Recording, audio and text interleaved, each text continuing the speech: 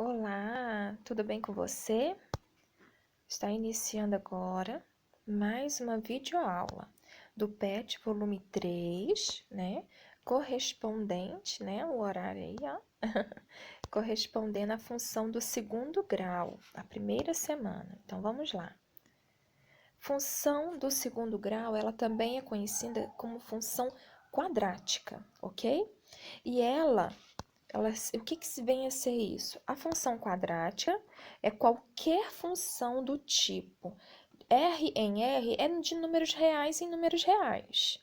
É o conjunto dos números reais, definida por f de x igual a ax ao quadrado mais bx mais c. Pelo amor de Deus, eu não estou entendendo nada que você está falando. Espera aí. Essa expressãozinha aí você já conhecia como equação do segundo grau. A equação do segundo grau, nós utilizamos ela agora na função que é a função quadrática. Então, vai acrescentar aí agora algumas coordenadas, né, que eu vou estar passando para vocês. Onde o a aí é um coeficiente. O que caracteriza essa função ser quadrática é esse a aí ser um número diferente de zero. Ele pode ser negativo, ele pode ser positivo, mas ele não pode ser zero. Porque se ele for zero, o que vai acontecer com essa função? Ela vai deixar de existir. X ao quadrado vezes zero vai dar zero. Ela vai deixar de ter a característica ao quadrado. Essa característica aí, ó, de x ao quadrado é uma característica para ela ser função do segundo grau, ela precisa ter isso. Ok? Ela pode até não ter o termo B nem o termo C, mas ela tem que ter o termo A. O B e o C, ele pode ser qualquer número dos reais, positivos, negativos, incluindo o zero. Então, vamos lá.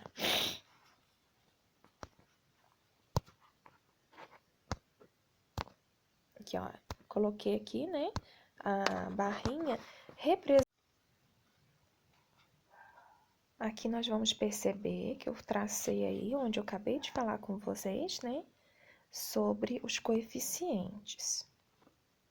Então, aqui eu tenho um quadro que nós iremos observar as funções quadráticas e vamos saber se quais são os coeficientes A, B e C.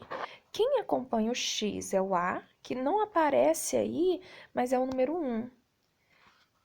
Quem está acompanhando o B é o número 2. E quem está acompanhando o C, né, no lugar do C, é o -3. O sinal acompanha, ok?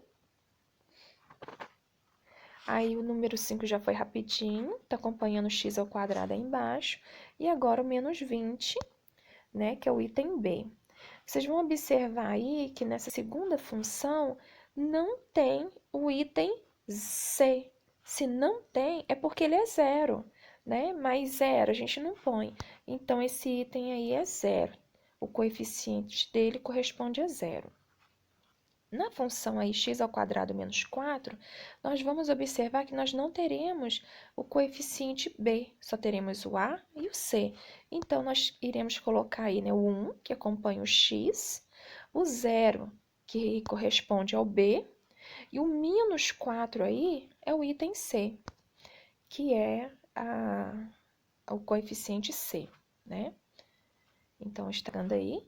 Agora, eu peguei os mesmos exemplos do PET, ele tem essa figura aqui que corresponde à igreja, né, que está lá na Pampulha, e vocês podem observar aí que essa arquitetura aqui apresenta uma parábola aqui no meio. E dentro dessa parábola, eu pus um tracejadinho aí, que a metade dessa parábola. A metade dela, nesse ponto Vzinho aí, verde, é o vértice da parábola. Onde passa essa retinha aí, imaginária, ela divide a parábola em dois lados iguais, eles são simétricos, iguaizinhos. Então, isso é um modelo, temos uma ponte aí também com a parábola, e uma das características da função quadrada sempre será uma parábola. Onde a função do primeiro grau era uma reta, a do segundo grau, que é a quadrática, será a parábola, né? Essa é a diferença. Então, em designs de pontes, é muito utilizado essa parábola, tanto voltada para cima quanto para baixo. Então, eu peguei um modelinho aqui de parábola, pus aqui, né, com esse modelinho branco aí, e nós vamos conversar sobre as características principais. Primeiro é o nome, né, que se chama parábola. Esse tracinho que passa aí no meio, né? Ele vai cortar a parábola em um pontinho. Esse pontinho aí, ó, esse pontinho se chama vértice. Então, são características de uma parábola, e a parábola é a característica gráfica da função do segundo grau, né? Então, agora nós iremos passar para o próximo item de uma função quadrática. Para trabalhar com a função quadrática, eu tenho que lembrar como se resolve uma equação do segundo grau. Então, esse item que nós estamos falando agora são zeros, são raízes ou zeros da função. O que é isso? Quando eu atribuo um valor de x, eu vou encontrar um valor de y nessa função. Então, exemplo, vamos pensar em alimentação e peso. Se eu como X alimento gordurosos, eu terei um peso Y. Então, meu Y vai ficar sempre baseado nesse valor de X.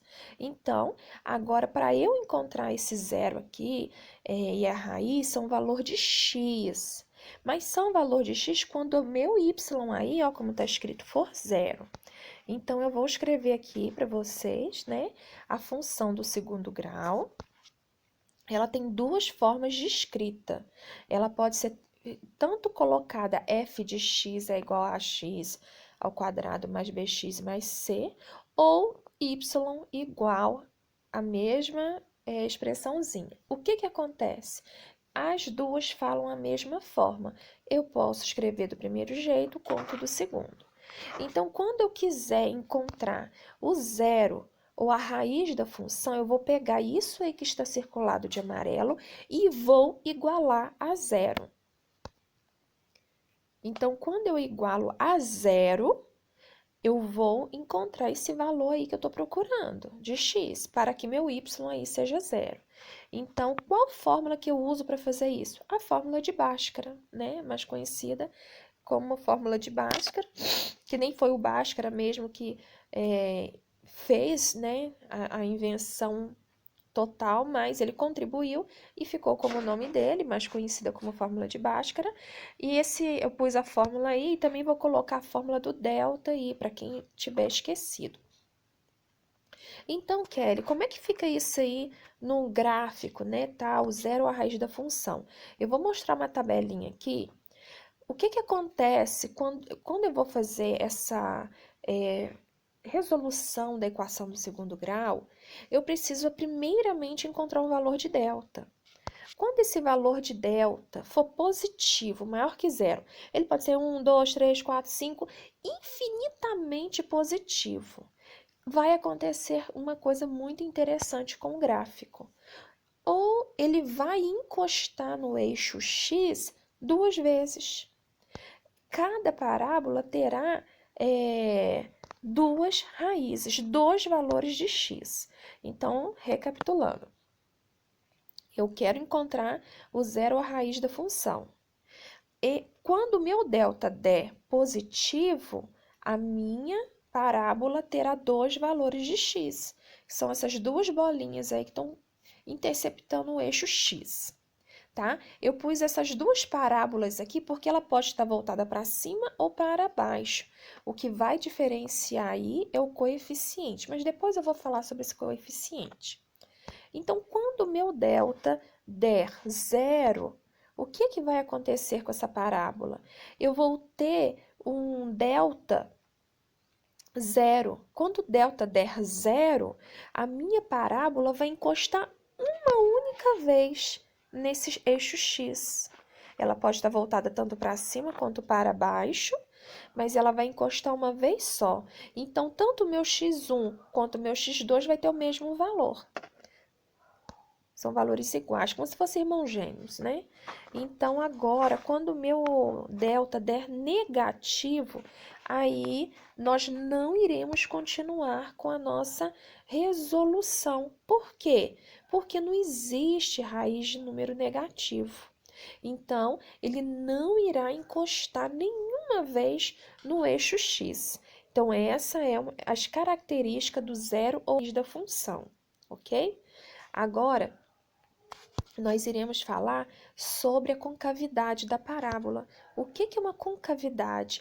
É a volta dela, esse espacinho aberto aí dela, está voltada para cima ou para baixo. Então, eu tenho essa função aí, né?